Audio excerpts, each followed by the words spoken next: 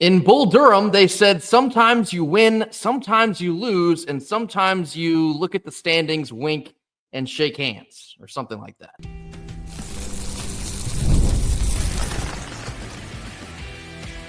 You are Locked On Wolfpack, your daily podcast on the NC State Wolfpack, part of the Locked On Podcast Network, your team every day. What's up, Wolfpack Nation? It's time to get locked in with Locked On. Thanks for making Locked On Wolfpack your first listen each and every day. We are free and available wherever you get your podcasts and on YouTube, part of the Locked On Podcast Network, your team every day. Our Monday show is brought to you by Monarch Money.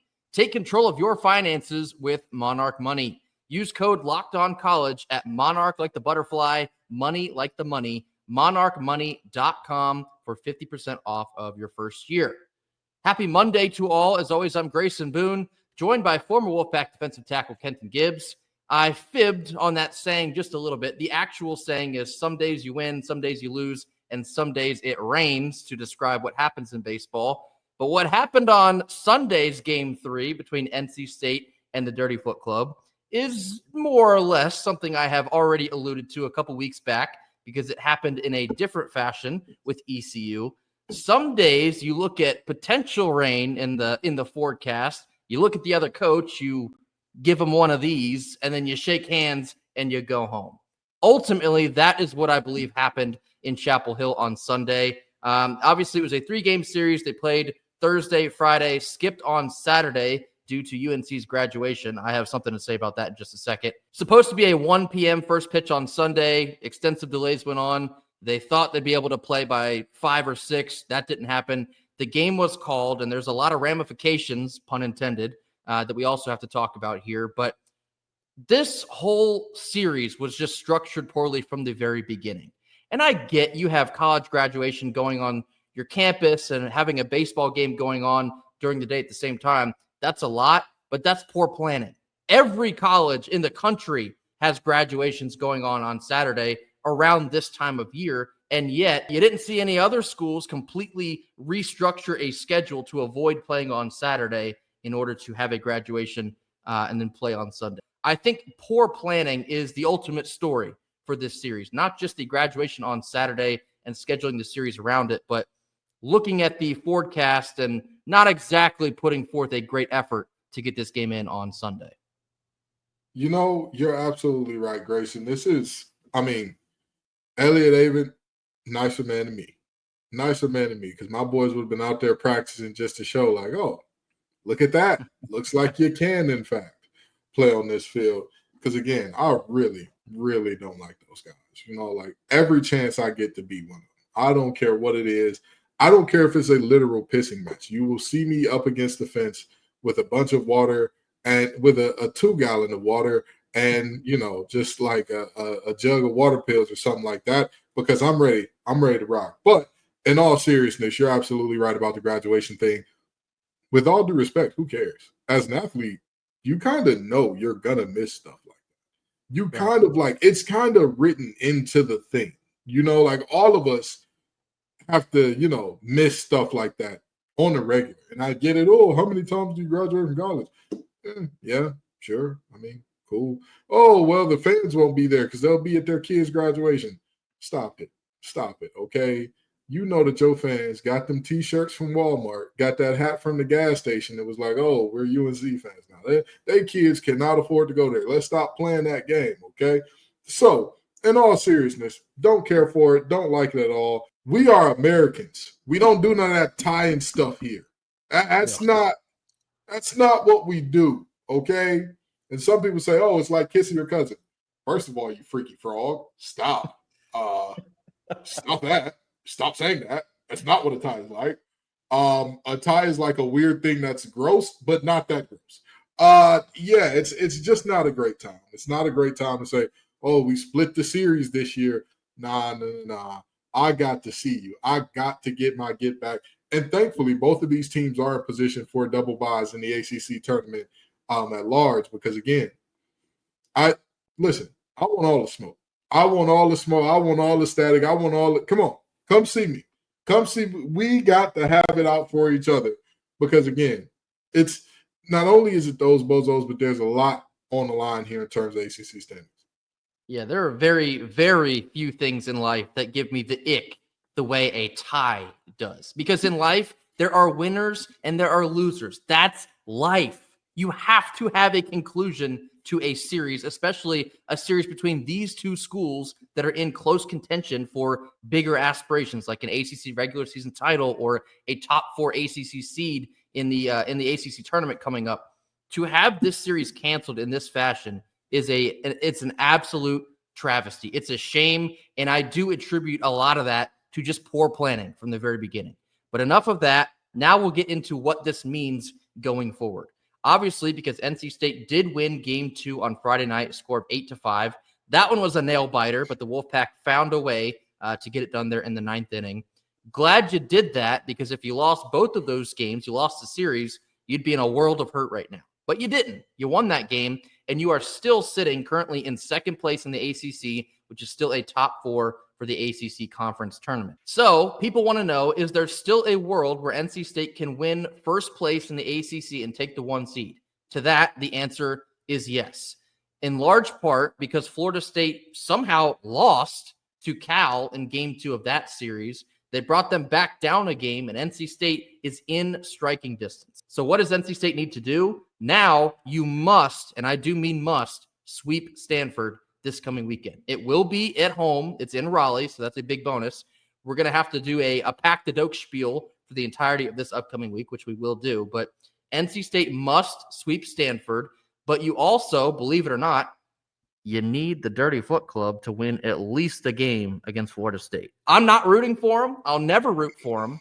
But if there's a game that they don't lose against Florida State, it would very much help NC State. That's just the way this thing works, because Florida State will be a couple games short of a full 30 because they lost a whole series against UVA due to the shooting that took place in Tallahassee a couple weeks ago. So their in-conference percentage is going to be a little bit skewed because they have less games to play. So if Florida State does win Game 3 against Cal, and the last time I checked, okay, they just beat Cal in Game 3. So Florida State won 2 out of 3 against Cal, so that is what it is. Florida State will now remain in first place. NC State will still be in second. Georgia Tech beat Louisville 2 out of 3, so Georgia Tech has leapfrogged UNC. They're now third. UNC is fourth. NC State has to sweep Stanford, and Florida State has to lose at least one game to UNC. But here's the catch. You also don't want UNC to sweep Florida State, because if NC State doesn't sweep Stanford, but UNC does sweep Florida State, UNC has a chance to win the outright regular season title. So it's a very closely contested race, and that in point is kind of why the rain out doesn't necessarily hurt NC State. You would have liked to win it, but now that you don't, your win percentage in the ACC conference is also a tad bit skewed because you didn't play a Game 3 against Miami. Now you didn't play a Game 3 against Carolina, so you're 2 games short there as well, 28 instead of a full 30. So let me be abundantly clear. If NC State is to win the conference outright, you must sweep Stanford this coming weekend. You need some help at this point. You need some help. You need some things to fall right, but we are not eliminated. That's the big thing right now. You're not out of the running. You need some help. What you can control, you must control. Okay? That's what my head coach, Thomas Wilcher from high school, always used to tell me. What you can control, you must control. Yeah. And this is a moment where you can control sweeping Stanford. Everything else, you can't control if UNC wins and Florida State wins. You can't control if UNC sweeps and Florida State sweeps. You can't control that. What you can do is put yourself in position that if things shake right, you end up in the right position. But even beyond that, with all due respect, even if we don't win the ACC, that's all right with me in terms of regular season. I want to see in that tournament time. Yeah. Single elimination. And we only got 3 days that we got to get those games off. Give me Marone. Give me Rom Countdown. Give me our pitching staff against anybody. Give me the dude. Give me D-Rock. I'm all right with us and that pitching staff against anybody in the nation, but especially anybody in the ACC. I'm okay with it. I'm more than fine with that. I am ready to see that go down. But again, it's always nice to have an ACC regular season championship. It's nice. Yeah. It's nice. And, of course, if you could beat the Dirty Foot Club along the way in terms of an ACC championship, that'd be great. because I remember not too long ago, Duke got one up off of us, and I want to say, did the Dirty Foot Club get one off us too? The very next year. 2021, we lost to Duke. 2022, we lost to the Dirty Foot Club. So we've been right on the doorstep of taking the conference championship, but it has not happened yet for Avent. Well, it's time to kick down the door. It's time to kick down the door. It's time to go full gangbusters on them. Got the ghetto bird out there. Never mind. That's too inside baseball. Long story short, it's time to kick down the door, ladies and gentlemen. Yeah, what you said about their destiny is right on point. Their destiny is in their hands, and that's all you can ask for at this point. All they can do is focus on what they have to do, which is beat Stanford. And if you sweep Stanford, like I said, not only are you in great position to take the number 1 seed in the conference, but you also remain in that top 4 for the ACC tournament. You have to be in the top 4 to give yourself the best possible chance of winning that conference tournament, which is something that has eluded Avent for his entirety of his tenure here. So real quickly on RPI actually doesn't really factor into this a whole lot, because when you're looking at State being a host, I do think you needed to beat Carolina in the series to be considered there. I don't know if sweeping Stanford will be enough to get you back into a top 16 seed. I think it will be close, but you might come up a little bit short there. For NC State, your focus right now, finish in the top 4 or win the ACC outright. That is the only thing you are now currently focused on. The rest is out of your control. Only control what we can control. And for right now, that's what it is. So sucks to not complete that series, because I thought we were in good position with our pitching staff as well. But everything we want is still right there on the table. Everything has to be taken care of at the Doak this coming weekend. Obviously, much more on that to come during this week. But for right now, it is what it is. Here on Monday, you still sit second in the ACC with a chance to take home first.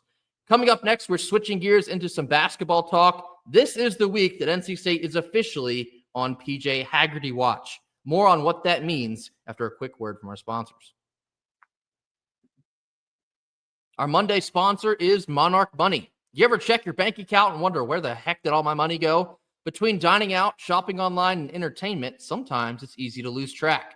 That's where Monarch Money comes into play. It's your personal CFO, giving you full visibility and control over your finances. Monarch Money isn't just a budgeting app, it's a complete financial command center.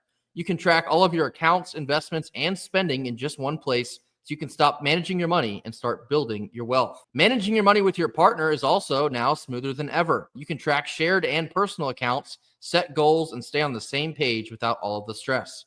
Take control of your finances with Monarch Money.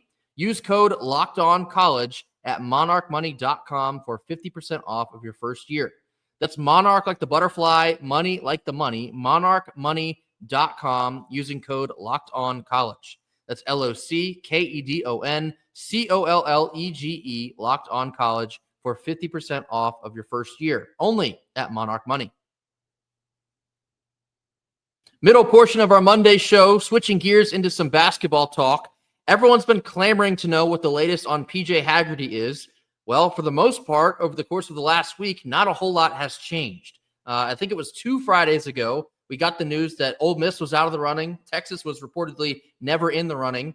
He was never going to return to Memphis, so they were out. And NC State was the lone team still standing for the services of PJ Haggerty. And that is where things have been left. Now, since then, we understand that he will be attending the NBA Draft Combine, which actually started on Sunday. It goes from May the 11th all the way to May 18th. So I'd have to imagine this is the week that NC State will be on PJ Haggerty watch. I don't have a exact timeline of when you might hear something or not, but I do anticipate that you will start hearing more things this week. This is the week that players will start pulling their name out of the NBA draft. I actually just saw Isaiah Evans of Duke. He already pulled his name out, and it was only here on Sunday. So he will just be the first of many other names. 75 players are in the combine. It takes place over the course of the whole week. Kenton, my question to you is, what are your thoughts on not hearing anything since the last time we heard something? Do you think that helps NC State that no other teams have been connected? I'll answer your question with a question, rather. Has the silence on any of these other recruits hurt NC State? It has not. All righty. There within lies your answer, okay? I'm not really worried about the silence because this coaching staff has proven themselves to be capable. They've proven themselves to be capable of going out and landing top targets. This coaching staff has shown themselves to be the type of guys that, like we said, before Andrew Slater put that picture of himself up, that was like, there's like welcome to the pack type deal. Nobody knew what the guy looked like. The only picture we had of him was like a vague image of a side profile of like, oh, he just so happened to be in the picture. It didn't even look like it was like we're trying to get a picture of him type of deal. So with that in mind, this isn't going to be a very noisy and very loud situation in terms of player acquisition. I'm hoping that all the noise and loudness that they're doing is on the court. Because again, the last situation that was allegedly very noisy and loud was us allegedly enticing a player into the portal. And that guy doesn't even end up at state now, does he? So, it's very clear to me that I'm not worried about whether or not they'll land the players that we want to land, and especially not with the PJ Haggerty, where, like you said, there's nobody else in on it. And even if there were somebody else in on it, I mean, I'm more than happy trusting Will Wade. I want to start by reiterating something we talked about Andrew Slater of last week. When you're looking at NC State adding Slater to the staff and what a weapon that we all hope that he would be, when you're in contention for one of the top players in the transfer portal and they're looking at the NBA draft combine, still weighing their options, who better could you possibly ask for to have on your staff than somebody that knows every single step of that process? Andrew Slater's work for, I think it was like 3 or 4 years, possibly more than that, with the OKC Thunder, building them up into one of the top teams of the NBA right now. He has seen every single aspect of what goes into the NBA draft combine and, the decisions that these players are making, whether to go to the NBA draft and stay in the draft or come back to college and how that shapes out. He has been watching all of that for years in the shadows, studying how this type of thing goes down. And now that he's a part of our program in contention for one of those top players, he essentially already has the play. He has all the little index cards with all the situations that'll play out, and they have been carefully, meticulously putting together their game plan for this. And I'll say this on not hearing anything since the last time we heard anything. I'm starting to be like reaffirmed in what I told y'all. I wouldn't be surprised if PJ Haggerty has already silently committed to NC State, and that's why you saw Ole Miss drop out. Texas said they were never in. Memphis all of a sudden drops out, and NC State was the only team standing. And one might think with, an extended amount of silence and waiting period, you have to wait like 2 more weeks to hear something, and you never heard any other school, like nothing. No other schools have gotten in the mix. No other schools have said, oh, we're going to try and give him $2 million, see if he'll take that instead of his alleged $4, or, we're going to pony up the $4 million and see if we can get PJ Haggerty. You have not heard a single word on any of that. So whether that's going on in complete silence, I don't think it is. I think the way that media works nowadays, you would have heard something. I think the fact that we've heard nothing, that's trending very positively for NC State. And on the state side of things, by all accounts, it seems like nothing really has changed. Everyone feels really good about PJ Haggerty landing at state when the time comes. The only thing that could potentially change is he stays in the draft. And if he gets drafted, he does. If he does not, well, he does not. But I think NC State's in a fantastic position, and this may be the week that you see it go official. Yeah, and even beyond that, listen, learn from the people before you, okay? That too. If I had to give Mr. Haggerty any advice, I would say learn from the folks before you. You cannot go wrong by coming back to college if you are on the brink. If you're a guy that knows, hey, I'm an early first rounder and this team's going to invest in me and they've got to, me being good, the franchise is riding on that, sure. Even a lottery guy where it's like, I know, like, hey, that's what's going on. Anything after that, come on back to school, man. Come on back to school. Okay. You're not ready to go to play in the NBL yet. Okay. You're not. La Liga El Baloncesto is going to be there. If like you're on the bubble or you're on the cusp of like, oh, he might be a mid-second rounder, might not get drafted. Come on back. Come on back to school. Make yourself more money than you will playing for the what is it? The Greensboro Swarm, the Fort Wayne Mad Ants. Come on back. Yeah. Come on back. Get yourself paid and elevate your stock. I know it's a different sport, but the number 1 draft pick in football this year, what was he in last year's draft? What was he if he would have went last year? there's a certain quarterback from Texas who came out and, yikes. I hate it for you, buddy. I really hate it for you. Ends up being the 7th-round pick. So come on back. Come on back. Get you another year in. What's the knock going to be? Oh, that he's old? Okay. But it's going to be he's an old guy that led NC State to a Final Four. Or led in one of their most sustainable, successful seasons was the foundation for greatness that you'll see. So come on back. I also certainly understand from an NC State fan perspective on feeling a little bit uneasy for having to wait, because we remember the guys of the Keats era, the Jalen LeCue and the Josh Hall, these 5-star kids that were supposed to come to State and be absolute game changers. And once the NBA draft process rolled around, things went quiet. And you're like, well, they're still coming to State, right? Right?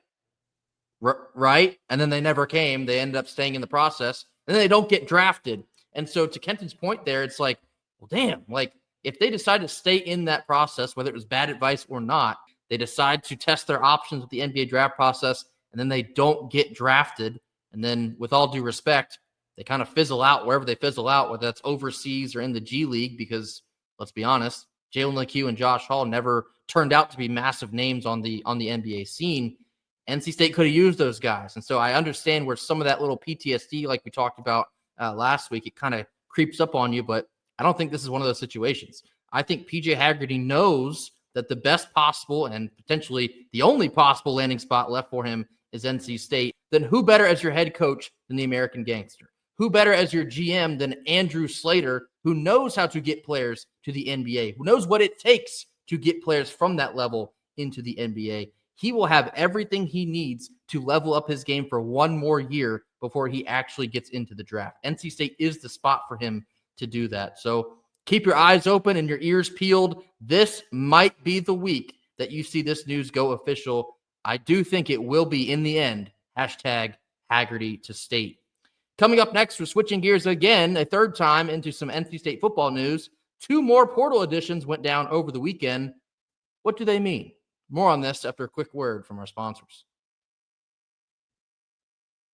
Last couple minutes of our Monday show, talking some NC State football before we get you out of here on Monday. 2 more transfer portal additions were completed over the course of this weekend. Nebraska tight end Ian Flint has decided to pick the Wolfpack, and Wake Forest linebacker Bailey Benson has done the same. Now, I have some questions that potentially we don't have the answers to on Monday, but I'd like to pose them to the listeners because I want to hear folks' thoughts. Currently on NC State's roster, at the tight end position, you have Justin Jolie, you have Dante Daniels, you have Cody Hardy from Elon, which you picked up in the winter portal. You have freshman tight end Gus Ritchie. That's already 4. And now you're picking up a 5th tight end in Ian Flint from Nebraska. So my question to you, Kenton, we've kind of asked this before with linebackers. Does this mean that there's an injury that we don't know about? There's something else going on behind the scenes? Why would NC State pick up another tight end, 5 tight ends, when potentially defense still needs more help? I'm very intrigued by Ian Flint. Because his bio on Twitter is, has NC State tight end in it. However, his last year in Nebraska, he was listed as a defensive lineman. So I'm very, on their website, he is listed as a defensive lineman. I don't know what happened there, but it says as clear as day, D lineman number 47, 6'4", 255, redshirt freshman from Katy, Texas, out there in the Houston area. So I'm very intrigued because again, it would seem to me that he wants to continue to play tight end. He's clearly a bigger body. Again, 6'4", 255. That's no small guy, especially for today's tight end position. I'm intrigued to see because, like you said, Grayson, this is a tight end room that has, there's not only do we have a lot of guys in there, we got some dudes in there, okay? Justin Jolie is one of the most underrated players in the nation. And that's just, based on what I've seen from a lot of ball. Trust me, more ball than you would ever care to watch. I really do think that people drastically underrate what and who exactly he is. And then you've got, Gus Ritchie, who, he's a guy that everybody's super excited about for a reason. And then you've got the young man from Elon, who is said to be a phenomenal inline blocker. You've got a lot going on in that tight end room. And I didn't even mention all of them because I know there are others on top of those guys that are on scholarship as well. So I know that we have a lot going on in terms of tight end, and I know that we needed some help on D-line, but it seems like Mr. Flint is going to be a tight end here. So more power to him. Wish him all the success there. I'm a little confused right now. I'll do some digging and hope to have a more sound answer, as we head towards camp and whatnot. But hey, I'm excited to have him. Again, you can never have too many good players, and whatever his skill set is, because I'm not going to sit here and lie to you and tell you I've seen a ton of tape on Flynn at the moment. I hope that the Wolfpack finds a way, Roper and company find a way to put it to great use. Yeah, so I have verified he is listed as a defensive lineman on the Nebraska website. That's interesting, though, because in his bio, it says he was one of the top tight ends in the state of Texas coming out of high school. So it's like, which is it? Maybe it's both. Kenton brings up a very interesting point here because the majority of the spring portal focus has been adding defensive players, whether on the defensive line or the linebacking core, which we'll touch more on here in just 1 second. Is it a possible scenario which maybe they're trying to convert him to defensive lineman? I say all that to say, and this is not new news by any stretch of the imagination either, but the world of roster building is very much a year-to-year process. The amount of players that can and will enter the portal every single season, the amount of NIL you have to work with every single year, it's a year-to-year process, and sometimes it's hard to kind of structure out the way that your depth chart will line up. Bringing guys in for, okay, we want to, develop him into a 3 to 4 year player. It's much more difficult to do that nowadays because kids have the ability to up and leave whenever they decide to look for greener pastures. So if NC State is bringing Ian Flint to be a tight end in the future, how does that help you in 2025? How does that potentially help you in 2026? It might not even help you until 3 years down the road. And so if that is the case, I struggle to find where that makes a ton of sense. But if you're bringing him in to maybe convert him into somebody that can contribute in 2025, possibly on the defensive line, that's getting creative in a massive way. And so Ian Flint from Nebraska, he will be a very interesting one to watch here, I believe, in the near future. 6'4", 255. That's a great, base level frame. You put him in Thunder system, and who knows? Maybe he can contribute on the defensive line this year. But that's an interesting one to watch because I can't imagine he's going to play over Joe Lee. Who would? We have one of the best tight ends in the country. Who's going to play over that guy? Very few. The staff seems to be high on Cody Hardy as a run blocker. That's a great bonus. Dante Daniels played a good bit last season for NC State. He's back in the mix. So you have basically 3 viable tight ends that seemingly would be slotted in above Ian Flint. If you're looking at contributions this year, I don't know if that'll be the case. So that'll be something to watch here in the near future. The other portal addition is Wake Forest linebacker Bailey Benson. Now, this is a funny scenario because Bailey Benson has only been in college for 4 months. He actually just enrolled at Wake Forest in January, went through spring ball, and now has already entered the portal. So kind of interesting to me that a truest of true freshmen can enter the portal before really ever playing college football at all. I'd be interested to see if they change that regulation down the line. But another linebacker into the mix here. We've talked about NC State making it a point to add defensive depth, mainly in that linebacking room. They now pick up another one from Wake Forest, Bailey Benson. Kenton, what do you make of this? I'm very intrigued by this because Bailey Benson was one of their top gets in terms of their recruiting class from last year with Wake Forest. Now, the thing that is so intriguing about this is not just, this is a young man who left there without playing a single snap or whatever the case may be, but this is also a guy that you're talking about, what happened that made him leave so quickly. I don't know, and I don't particularly care.